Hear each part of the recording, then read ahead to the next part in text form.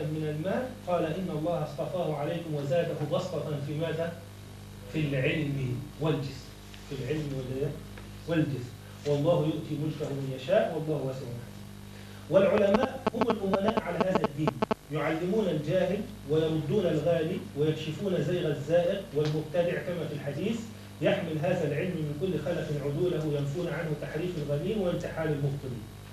ومن هذا الحديث أخذ أحمد بن حنبل رحمه الله مقدمة كتابه الرد على الزنادقة والجهمية، فقال: الحمد لله الذي جعل في كل زمان فترة من الرسل بقايا من أهل العلم يدعون من ضل إلى الهدى ويصبرون منهم على الأذى، يحيون بكتاب الله الموتى ويبصرون بنور الله أهل العمى، فكم من قتيل لإبليس قد أحيوه وكم من ضال تائه قد هدوه، فما أحسن أثرهم على الناس وأقبح أثر الناس عليهم، ينفون عن كتاب الله تحريف الغالين وانتحال المبطلين وتأويل الجاهلين الذين عقدوا ألوية البدعة وأطلقوا عقال الفتنة، فهم مختلفون في الكتاب مخالفون للكتاب مجمعون على مفارقة الكتاب، يقولون على الله وفي الله وفي كتاب الله بغير علم، يتكلمون بالمتشابه من الكلام ويخدعون جهال الناس بما يشبهون عليهم، فنعوذ بالله من فتن المضلين. ومن فضل العلم أن صاحبه يجري عليه بعد موته ثواب ما نشره من العلم، فينال مثل أجر كل من انتفع بعلمه في حياته وبعد مماته. حتى أن بعض أهل العلم يقول في قول عليه الصلاة والسلام: إذا مات ابن آدم انقطع عمله إلا من ثلاث: صدقة جارية أو ولد صالح أو علم ينتفع به. قالوا هذه في حق العالم، هذه في حق العالم، الثلاثة هذه اجتمعت في حق العالم إذا بالفعل ترك العلم فعلمه صدقة جارية، أو علمه طبعا هذه واحدة، علم ينتفع به وترك العلم فهو صدقة جارية وعلمه لولده فولد ينشره بين الناس. بل كما يقول الشيخ بكر حفظه الله أن يعني طلاب العالم هم أبناؤه. هذه يسموها الآن بعض المعاصرين الأبوة المعنوية أو الرضاع الأدبي. فهذه الأبوة هذه أيضا تدخل في هذا المعنى، أنهم أبناؤه في العلم، أنهم أبناؤه في العلم. وحتى ذكر النووي رحمه الله هذا النص وقال في إحدى المسائل في الفقه: وكان يقول بهذا أحد أجدادنا في الفقه، يعني أجداده في النسب، هذا النسب في العلم الشرعي الشريف، نسبه في العلم الشرعي الشريف. وطبعا النسب هذا أشرف بكثير من نسب الطين اللي هو نسب الأبوة البشرية، نسب العلم. وقوله صلى الله عليه وسلم: من دل على خير فله مثل أجر فاعله، رواه مسلم. وقوله صلى الله عليه وسلم: من دعا إلى هدى كان له من الأجر مثل أجور من تبعه لا ينقص ذلك من أجورهم شيئا، ومن دعا إلى ضلالة كان عليه من الإثم مثل آثام من تبعه لا ينقص ذلك من آثامهم شيئا، رواه مسلم عن أبي هريرة. وقال صلى الله عليه وسلم: إذا مات ابن آدم انقطع عمله إلا من ثلاث: صدقة جارية أو علم ينتفع به أو ولد صالح يدعو له.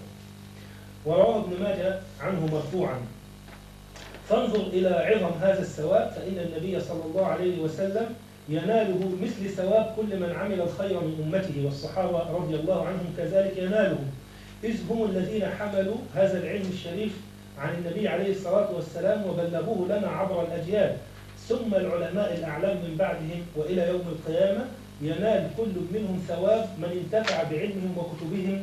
فكل من قرأ في صحيح البخاري وانتفع به على سبيل المثال نال البخاري رحمه الله مثل أجر هذا القرء، يعني أجر عظيم. وانظر يعني لفضل العلماء إلى الآن ماتوا وذهب أثرهم، لكن الآن كل ما تفتح كتاب من كتب أهل العلم تقول قال المؤلف إيش؟ رحمه الله رحمه الله رحمه الله. أما أهل السلطان في الدنيا الذين سعوا فقط في طلب الدنيا لا يذكرهم أحد. وذلك دائما أقول كثير من الناس يعلمون أئمة الإسلام من العلماء، كل الناس يعرف من هو الشافعي، من هو أحمد، من هو أبو حنيفة، من هو مالك، لكن هل تعلم من كان الخليفة في عصر مالك؟ أو في عهد الشافعي أو في عهد أبي حنيفة أو من كان يسجن شيخ الإسلام ابن تيمية. الناس يذكرون ابن تيمية ويترحمون عليه، أليس كذلك؟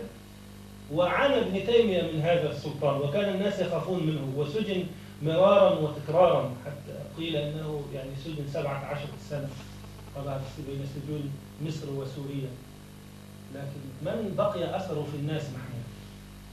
من بقي فضله؟ بماذا؟ بالعلم الشرعي الشريف، كلما يتذكره الناس يترحمون عليه. فهذا هو بالفعل السلطان الحقيقي.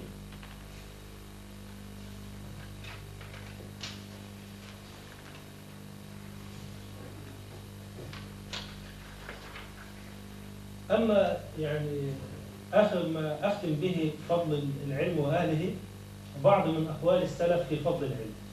روى أبو عمر بن عبد البر رحمه الله عن علي بن أبي طالب رضي الله عنه قال: العلم خير من المال، لأن المال تحرسه والعلم يحرسك، والمال تفنيه النفقة، والعلم يزكو على الإنفاق، والعلم حاكم والمال محكوم عليه، مات خزان المال وهم أحياء، والعلماء باقون ما بقي الدهر. مفهوم الكلام؟ والعلماء باقون ما بقي الدهر، أعيانهم مفقودة وأثارهم في القلوب موجود. أعيانهم مفقودة وأثارهم في القلوب موجود. جامع بيان العلم وفضل الجزء الأول. وقال معاذ بن جبل رضي الله عنه: عليكم بالعلم فإن طلبه لله عبادة، ومعرفته خشية، والبحث عنه جهاد، وتعليمه لمن لا يعلمه صدقة، ومذاكرته تسبيح. به يعرف الله ويعبد، به أي بالعلم يعرف الله ويعبد، وبه يمجد الله ويوحد. يرفع الله بالعلم أقواما يجعلهم للناس قادة، وأئمة يهتدون بهم وينتهون إلى رأيهم.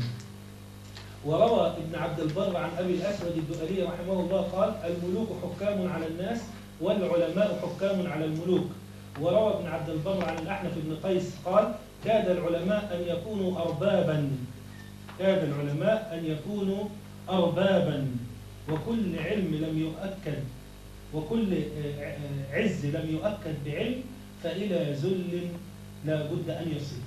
وقال ابن عبد البر: قال بعض العلماء: من شرف العلم وفضله أن كل من نسب إليه فرح بذلك وإن لم يكن من أهله، وكل من دفع عنه ونسب إلى الجهل عز عليه، يعني حزن، ونال ذلك من نفسه وإن كان جاهل. يعني الكلمة التي تنسب لعلي رضي الله عنه قال: كفى بالعلم شرفا أن يدعيه من ليس فيه، وكفى بالجهل قبحا أن يتبرأ منه من هو فيه. لا أحد يحب أبدا أن ينسب إلى الجهل ولو كان هو أبو جهل. وروى الخطيب البغدادي رحمه الله عن سفيان بن عيينة قال: تدرون ما مثل الجهل والعلم؟ مثل دار الكفر ودار الإسلام، فإن ترك أهل الإسلام الجهاد جاء أهل الكفر فأخذوا الإسلام، وإن ترك الناس العلم صار الناس جهالا، وإن ترك الناس العلم صار الناس جهالا.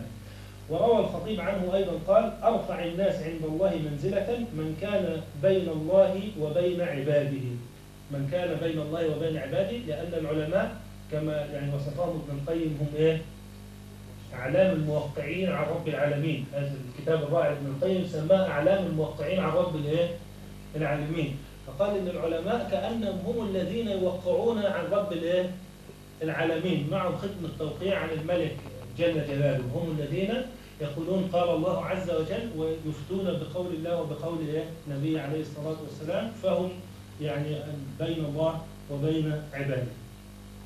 وقال الشافعي رحمه الله: طلب العلم أفضل من صلاة النافلة. طلب العلم أفضل من صلاة النافلة. وقال: من أراد الدنيا فعليه بالعلم. وهذا واضح في حديث إنما الدنيا لأربعة نفر، صحيح؟ وكنا شرحنا هذا الحديث بالتفصيل من قبل. إنما الدنيا لأربعة نفر: رجل آتاه الله مالا وعلما، ورجل آتاه الله علما ولم يؤتيه مالا، والثالث رجل آتاه الله مالا ولم يؤتيه علما، والرابع رجل يؤتيه الله مالا ولا علما. أشرفهم على الإطلاق وأعلاهم صاحب المنزلة الأولى وصاحب المنزلة الثانية، والجامع بينهم هو شرف العلم الشريف. وأيضا أن الدنيا كذلك من أراد الدنيا فعليه بالعلم، إنما الدنيا لأربعة نفر، يعني لا تظن أنك إذا تفرغت للعلم الشرعي ستذهب عنك الدنيا، ولكن أيضا تأتيك الدنيا. نعم. من أراد الدنيا فعليه بالعلم، ومن أراد الآخرة فعليه بالعلم. وقال ما تقرب إلى الله بشيء بعد الفرائض أفضل من طلب العلم. وقال أبو حامد الغزالي رحمه الله وقلما يرضى الإنسان بأن ينسب إلى الجهل بالأمور لا سيما بالشرع، ولذا ترى الذي يغلب عليه الغضب كيف يغضب إذا نبه على الخطأ والجهل، وكيف يجهد في مجاهدة الحق بعد معرفته، خيف من أن تنكشف عورة جهله، والطباع أحرص على ستر عورة الجهل منها على ستر العورة الحقيقية، لأن الجهل قبح في صورة النفس وسواد في وجهه وصاحبه ملوم. والآثار يعني كثيرة جدا في فضل العلم وفضل يعني أصحابه، بل يعني إن الله سبحانه وتعالى شرف الكلب المعلم على الكلب غير المعلم، فأباح الله عز وجل صيد الكلب المعلم على الصيد، وحرم صيد الكلب الجاهل، حرم صيد الكلب الجاهل. فهذا حتى في موضوع الصيد. وفي كل أمور الدنيا والدين تجد يعني شرف العلم لا ينكره أحد من الناس، حتى قال عليه الصلاة والسلام لا حسد إلا في اثنتين، رجل آتاه الله القرآن، وفي رواية العلم، في رواية الحكمة فهو يعلمه، ورجل آتاه الله مالا فسلطه على هلكته في الحق. نعم. طيب يعني نكتفي إن شاء الله بهذه الآثار في موضوع شرف العلم وفضل العلم، وصنفت يعني فيها يعني كتب كثيرة جدا، ومن أرادها يعني فليرجع إليها. ونبدأ في شرح هذا الكتاب القيم حلية طالب العلم.